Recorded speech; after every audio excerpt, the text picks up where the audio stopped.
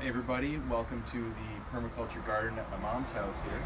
Wanted to show you guys around and show you how we've done things, give you a bit of site history, and show you just how much food and medicine you can grow on a city block. We're right beside a major road in Victoria, Quadra Street. It might be the longest street in Victoria, so Victoria's Young Street.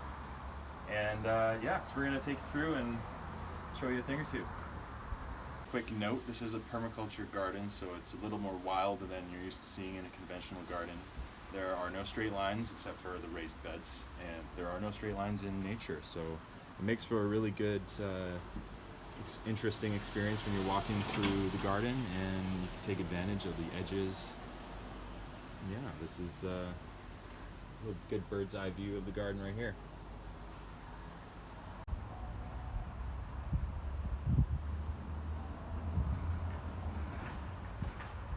So welcome to garden level now. As you can see, there's a lot going on. This garden was actually designed and implemented by a couple of my teachers, Taylor and Solera, and they're also friends and former teachers of Chris's as well. And so the overall design of this, it's kind of a concept called food forestry design, or edible forest gardens. So the idea with this is that we have a garden design that's based on patterns of nature. So we've got our high trees, our sub-canopy trees, and some shrubs, some herbaceous layers, some vining plants. As you can see, our giant oak tree would be our highest level tree, and then we've got a lot of fruit trees to be our sub-canopy layer. And as we'll walk around, you can start to identify different layers of each of these categories. First things of permaculture design is, what do you do with the water? Water is the first limiting factor in growing anything. So what we've done is we took a quarter of the roof and we funneled it down into this pipe here. It goes long down through this vining plant into the ground about 2 feet deep, through some weeping tile, some perforated pipe that runs through gravel that we've got going on a mild slope down to the garden in that end, and it's inundating that whole area with rainwater when it comes. Awesome. So let's go for a walk through the garden. This is a giant fennel plant. It's a really good insectary plant. Attracts a lot of beneficial insects, and they also have really hollow stems, so in the fall they'll be a really great place for insects to lay their eggs and overwinter. Down through here, I love this kind of natural archway that's formed from the gumi shrubs and the elder trees. We also have currants here.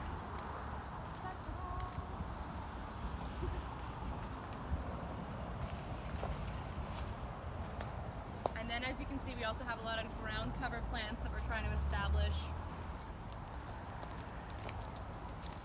And you can also see these nice winding pathways. This gives a really peaceful, serene sense to the garden. It's really fun to wander around.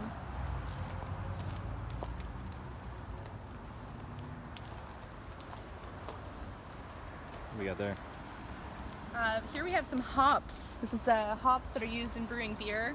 They got a little bit torched, unfortunately, in the latest heat wave that we just had, but the new growth is looking good, so it's pretty promising that we'll have some hops flowers in the fall. Yeah. This is also a crab apple tree, so it's a native tree, but it's been grafted with several different kinds of more edible, more choice types of apples.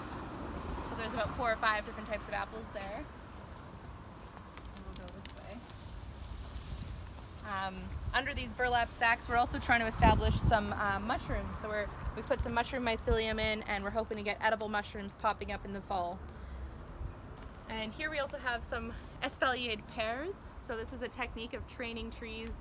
They're a little bit unruly this year. They didn't really get pruned, but it's a way of growing pears or any fruit tree really, in a confined space.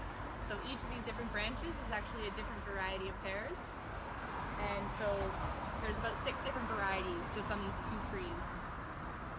Grafting is pretty amazing like that you can put different varieties of the same plant onto the same plant, apples to apples, pears to pears, and you're able to produce a lot more food in a small space.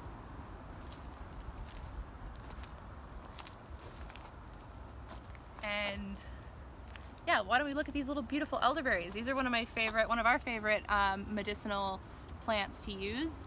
These will be ready in probably a month, and we're going to make a ton of syrup and tincture. Maybe we'll even try some elderberry wine this year. Yeah, so many potentials. We can also use the flowers medicinally, but we chose to let a lot of them go so that we can have even more berries. It makes a really delicious tasting syrup.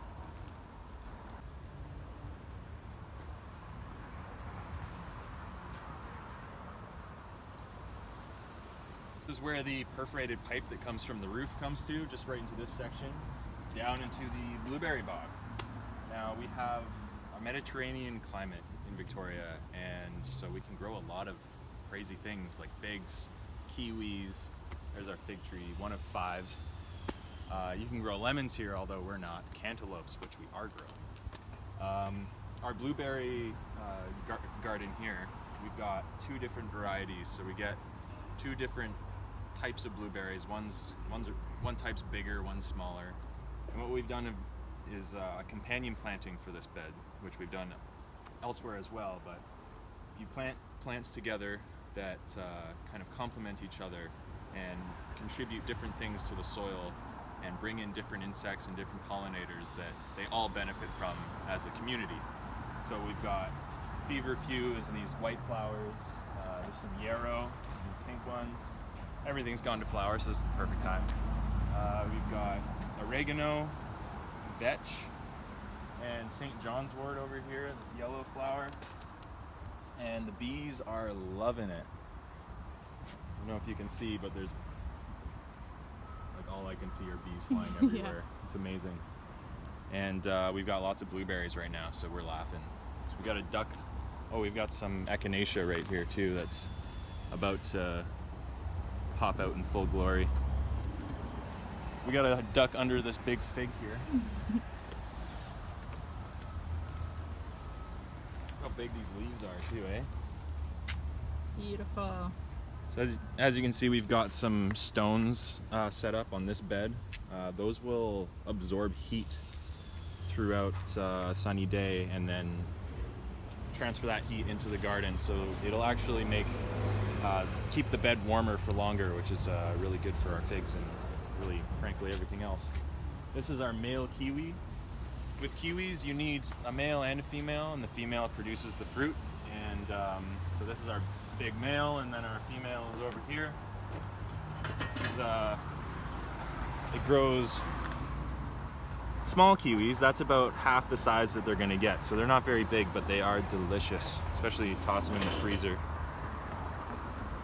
We've got over here, it's our greenhouse, which all our starts end up in, and beside the greenhouse we've got this nice beautiful purple basil that we put in next to a goji berry, which hasn't produced any. Oh, here's one.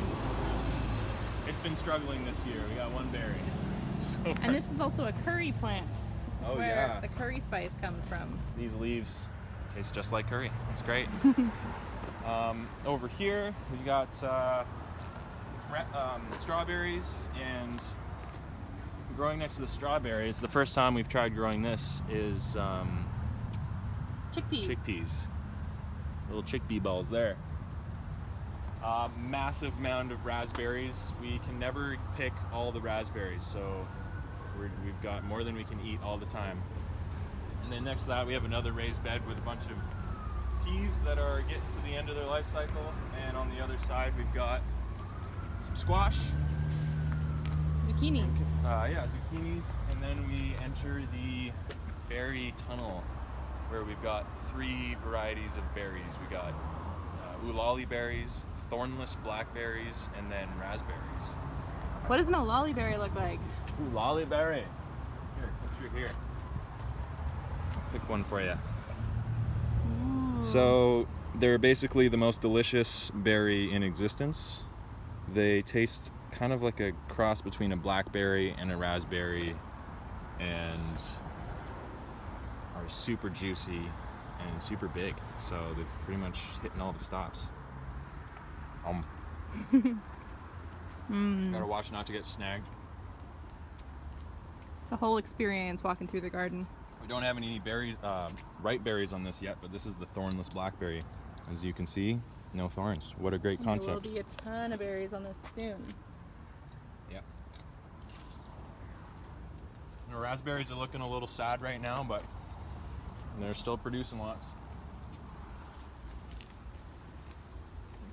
Out of the tunnel, we got a massive mound of St. John's wort, which is kind of at the end of its flowering cycle here. And on the other side of the path, a bunch of roses, and then we've got grapes. These are, I'm forgetting the variety, but they're white grapes, and they're delicious.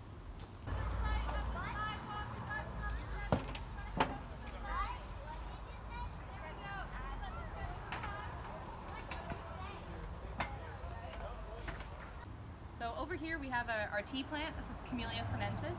It actually has its fruit on it right now, which have seeds inside, and we're going to try to propagate that and create some more tea plants. Tea fruit. We also have a lot of like ornamental flowers. Chris's mom really loves ornamental flowers. So there's a lot of these perennial flowers that'll come up every year that are super beautiful. There's like lilies, and this is like a rhododendron. There's some what's that stuff called? Columbine. We also have a lot of culinary herbs in the garden as well. So this is a huge sage plant.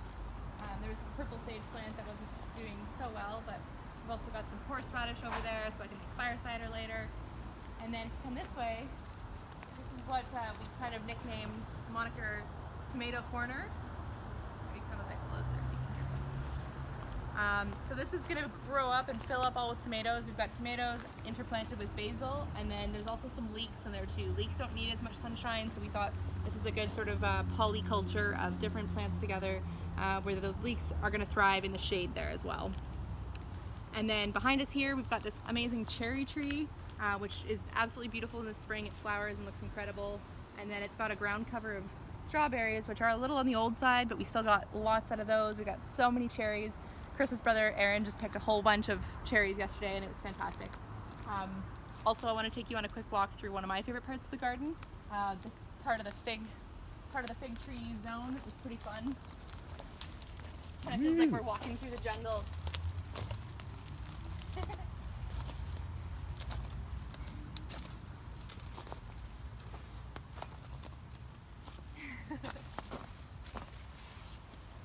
You also see some more medicinal plants in here. There's one of my favorite lung plants called mullein.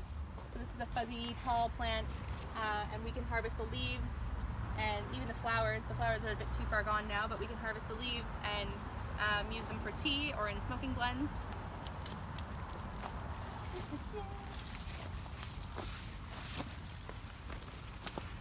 And then now we kind of come out to this center zone. It's kind of this compacted zone. It used to be a pool area. There was a inflatable pool here, and now we kind of have a fire pit set up, so it's a nice hangout zone. But we're still able to grow some plants here. We've got a lot of plants in pots. We've got a lot of potatoes here. This is our cantaloupe, which is hopefully going to erupt with the summer heat.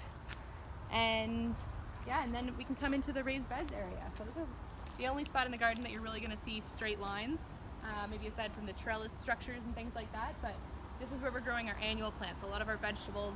We've got beans and leeks, broccoli, tomatillos, lettuce, peppers, chard. All kinds of good stuff. There's eggplant. I've got some Napa cabbages where I'm hoping to grow some of that for making kimchi. Those are in a few places around the garden. Then we've got tomatoes, more leeks, more faba beans. I love faba beans. These are some radishes that we're going to let go to seed. They're actually starting their pods, and as these pods get bigger, they're really delicious just to snack on, but I'm also going to try pickling some of them. And we've got basil everywhere as well, tulsi everywhere as well. And now we've got some beans starting. Look at these scarlet runner beans. Their flowers are just starting. They're really beautiful. And yeah, we're back at the beginning. Also, another fun plant that we forgot to point out at the beginning. This is a plant that not a lot of people might recognize, but any guesses? Any guesses? This is asparagus. This is asparagus. Once it goes to flower, it just leaves out and gets super beautiful. Even a little while ago, they kind of had the little balls sitting on them like little ornaments. They look like trees. They're incredible. Cool. Yeah, so that's the garden. Thanks for coming on a walk with us. It's really exciting to get to show you around. I just get to live here right now. I get to literally eat the fruits of Chris and his mom's labors over all the years. And it's been a lot of fun to experiment, try new things, and grow a lot of food and medicine. So thank you so much. Okay, I'm gonna go eat some gummies now. Gummies! Oh yeah.